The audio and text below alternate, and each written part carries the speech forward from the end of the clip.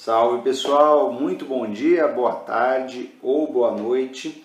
Hoje a gente vai falar um pouco sobre formas de governo, sistemas de governo, regimes políticos, ou seja, conceitos e categorias importantes para classificar as diversas formas de organização do Estado, de modelo institucional que os diferentes estados pelo mundo adotam. E para isso eu trouxe alguns slides que a gente vai assistir e eu vou fazendo alguns comentários em cima deles. Vamos lá. Aí está nosso slide, classificando estados e governos. Bom, a ideia é a gente entender então a forma contemporânea de classificar estados e governos, a forma contemporânea de organizar nossas ideias a respeito da classificação política. Qual que é o propósito disso? Por que se classifica estados e governos? Por que existe essa tentativa de criar categorias de compreensão para estados e governos? Basicamente que é para entender melhor, para diferenciar melhor as formas de exercício do poder, diferenciar melhor as diferentes modalidades de governo e ter uma base mais sólida para eventualmente criticá-los ou para defender uma determinada modalidade com base em argumentos, enfim, para compreender de forma mais adequada as relações políticas, as relações sociais que subjazem, que estão na base das relações políticas. E a primeira tentativa de fazer essa classificação de formas de governo foi feita por Aristóteles, ali no século IV a.C., que ele falou, olha, existem três formas básicas de governo. A monarquia, governo de um, a aristocracia, governo de alguns, sendo que esses alguns, na aristocracia, são compreendidos como uma camada de pessoas nobres, superiores de alguma forma, e a politeia. A politeia, que nessa compreensão de Aristóteles, é algo semelhante ao que a gente chama de república. É algo que é o governo de todos, ou de muitos. Essa é a ideia da politeia. Depois a gente vai ver na próxima aula como Aristóteles aprofunda um pouco esse estudo. Não é esse o nosso tema agora. Hoje em dia, principalmente a partir do filósofo italiano Niccolò Maquiavel, do século XV até os dias de hoje, se consideram duas formas de governo básicas, a monarquia e a república. O que é uma forma de governo? A forma de governo está relacionada ao modelo institucional que um Estado adota. Ou seja, ela está relacionada à fonte do poder dos governantes do país. De onde vem esse poder? Esse poder vem da própria pessoa, de uma família, de uma dinastia, ou esse poder vem da vontade de Deus, ou esse poder vem da vontade do povo, da vontade de uma população. De onde emana o poder? Essa é a questão central para definir a forma de governo. As formas de governo, como eu falei, predominantes hoje são a monarquia e a república. Isso é algo até simples, meio banal de entender. A monarquia, para começar, é o governo exercido por uma única pessoa, que é o rei ou rainha, que em função da sua dinastia herda esse poder, recebe esse poder por herança e exerce esse poder até sua morte, a não ser que renuncie, que aconteceu alguma coisa no meio do caminho. Aí o exemplo, hoje a gente tem monarquias, mas a gente vai ver que não é exatamente a mesma coisa que as monarquias antigas. Um exemplo é a Inglaterra, o Reino Unido, que tem a rainha ali, que já tem uma idade bastante avançada, inclusive, e que exerce o poder de forma monárquica. Na verdade, ela reina, como a gente diz, reina, mas não governa. Quem governa é o parlamento, a gente vai falar disso depois. A outra forma de poder, que é a república, nela o poder é compreendido como coisa pública, quer dizer, a palavra república significa isso, res, coisa pública, pública. Nesse governo, então, o governante, o chefe de governo, ele não governa pelo fato de ser herdeiro de alguém, de estar numa dinastia. Ele governa de acordo com essa compreensão de que o poder é algo do povo, o poder emana do povo. Então ele deve corresponder à vontade do povo, ele tem um mandato delimitado, ele é eleito direta ou indiretamente sob influência do povo e ele exerce esse poder de acordo com uma série de regras que delimitam esse poder para que esse poder seja do povo. Acho que então está claro em relação a formas de governo, isso é um pouco mais simples esse conceito, né? Monarquia e república. Agora, os sistemas políticos, isso é um pouco mais delicado, ele está relacionado a como se equilibra, como se relaciona o poder executivo e o poder legislativo.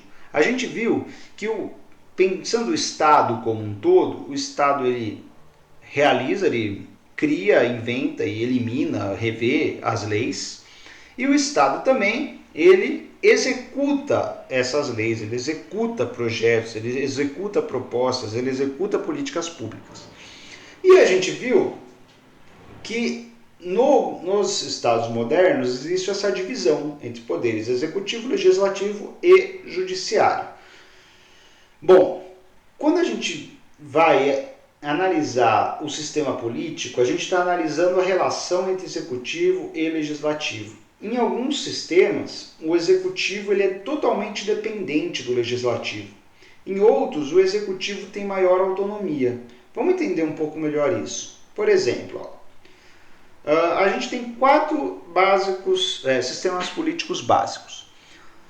Vamos começar pelo parlamentarismo, que é o sistema político em que o parlamento exerce de fato o governo. O parlamento é o poder maior, vamos dizer assim, né? O poder legislativo ele tem os representantes do poder legislativo, que é o parlamento, eles têm um poder maior e uma certa ascendência sobre o executivo. Como assim? No parlamentarismo, os cidadãos elegem os seus deputados, os seus senadores, eventualmente, nos países que têm, e esses deputados que formam o parlamento é que escolhem o poder executivo. Esses deputados escolhem um primeiro-ministro, que é ele que exerce o poder executivo. Por exemplo, aqui no Brasil, a gente tem o parlamento, a gente tem um conjunto de deputados e senadores, e os deputados escolhem o presidente da Câmara, certo? Esse presidente da Câmara fica responsável por organizar as votações na Câmara, enfim, negociar com o presidente da República algumas coisas e tal. Nos países que são parlamentaristas, que não é o nosso caso, esse presidente da Câmara, ele é o poder executivo. Você não tem um presidente da República. Os deputados elegem o seu líder, que é o primeiro-ministro, que é o líder do poder executivo. Ou seja, quem determina o poder executivo é o legislativo, são os deputados, é o parlamento. Por isso que chama parlamentarismo. O nosso caso é o presidencialismo. Então, quando a gente vai votar, a gente elege o parlamento, a gente elege os deputados, os senadores, e a gente elege o presidente. A gente elege o poder executivo. Quando a gente elege o poder executivo, a gente está elegendo um chefe de governo diretamente. Ou seja, a gente está elegendo um poder executivo que é separado do legislativo, de uma forma bastante completa. E esse presidente, esse poder executivo, tem uma autonomia maior para governar em relação ao legislativo.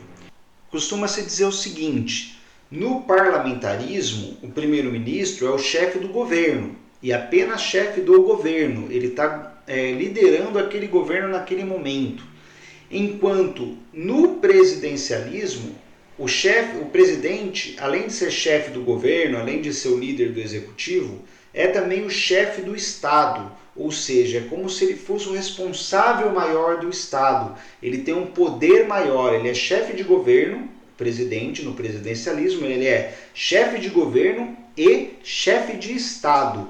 Enquanto no parlamentarismo, o primeiro-ministro é apenas chefe de governo. É uma diferença sutil, mas bem importante. Agora, alguns países fazem uma confusão, para a nossa cabeça, que adotaram um regime chamado semipresidencialismo. O que é isso? No semipresidencialismo você tem as duas coisas. Você tem o presidente e o primeiro-ministro.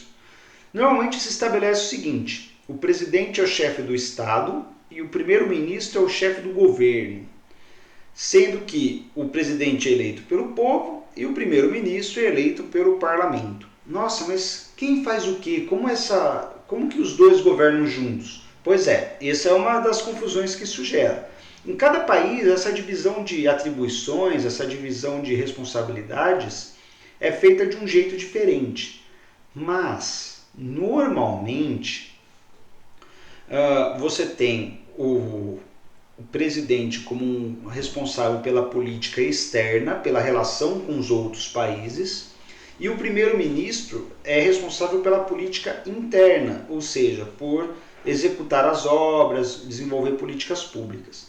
Normalmente é assim, mas cada país semipresidencialista, a gente vai ver alguns daqui a pouco, tem uma lei diferente em relação a isso, tem uma divisão diferente de tarefas em relação a isso.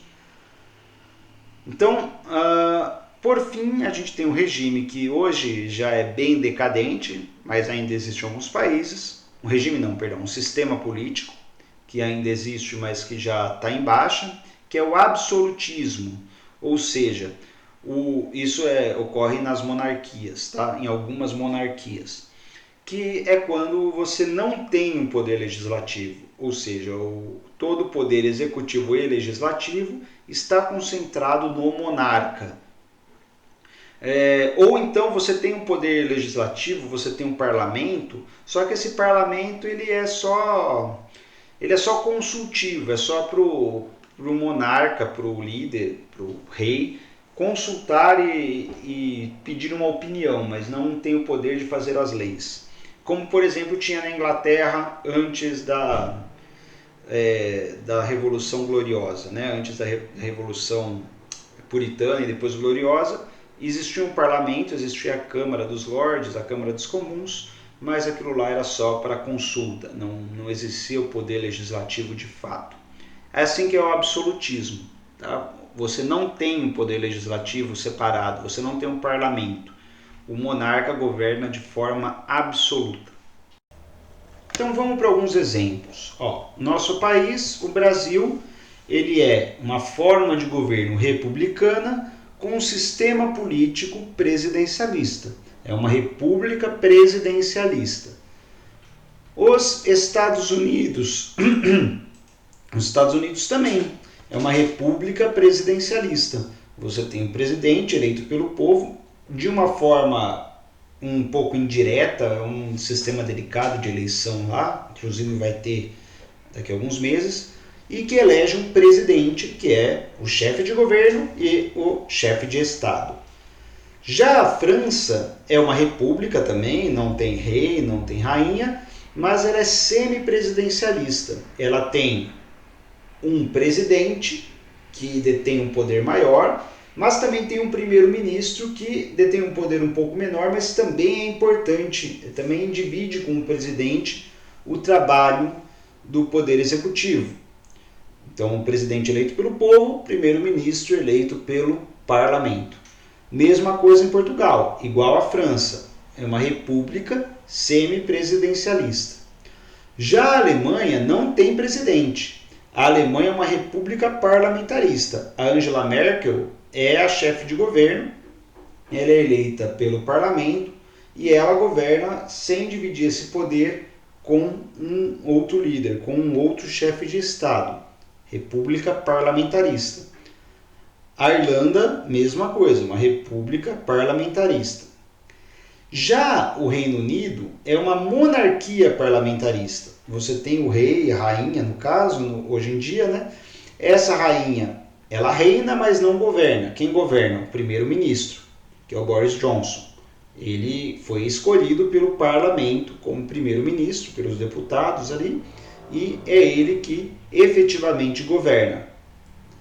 Na Espanha, a mesma coisa. Tem o rei, só que quem governa é o primeiro-ministro escolhido pelo parlamento. E nós temos algumas monarquias absolutas ou absolutistas, que é o caso da Arábia Saudita, que tem um monarca que tem plenos poderes, que faz as leis e executa as leis.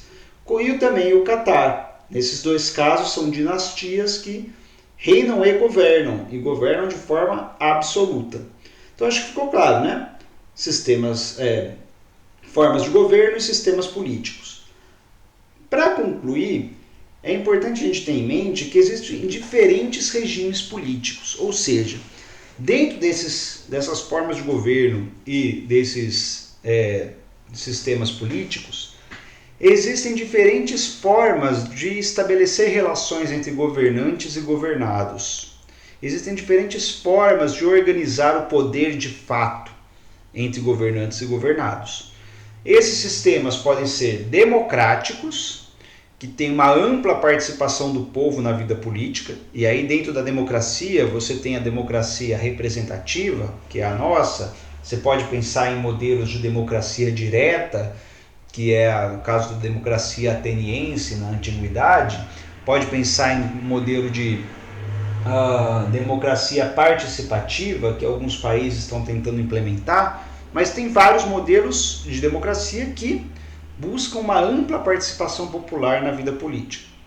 Um segundo modelo, ou um segundo regime político, é a oligarquia, que normalmente nunca é um regime político oficial, estabelecido em lei, mas que às vezes acontece em função das relações que se estabelecem em um dado lugar. Por exemplo, aqui no Brasil, na época da República do Café com Leite, era uma república presidencialista, mas na prática funcionava como uma oligarquia. Você tinha um grupo ou uma classe social específica que mandava, que tinha um poder muito maior sobre os outros. Nesse caso da oligarquia, né, do café com leite, eram os agricultores e pecuaristas da região sudeste, em especial de São Paulo e Minas Gerais. Então era uma oligarquia. Na prática, embora não fosse na lei, né? Um outro regime político é a autocracia. A autocracia em que o próprio líder ou pequeno grupo que está governando governa de uma forma quase plena, quer dizer, às vezes até existe um parlamento, só que é tudo decorativo. O judiciário está subordinado ao governo, ao governante, ao pequeno grupo que governa, ou o parlamento também, o poder legislativo, está subordinado a ele coloca regras para manter esse controle. Isso é uma autocracia, que daí tem vários tipos, né? Tem um regime que pode ser autoritário, uma ditadura, um governo totalitário, como o governo fascista ou governo stalinista. Enfim, daí você pode ter vários modelos de autocracia. Então, veja, por exemplo, o Brasil desde 1889, né, mais de 100 anos atrás, 130 anos atrás, o Brasil é uma república presidencialista desde então. Só que nesse período todo, ele já foi uma autocracia em alguns momentos, durante a ditadura do Vargas, durante a ditadura militar.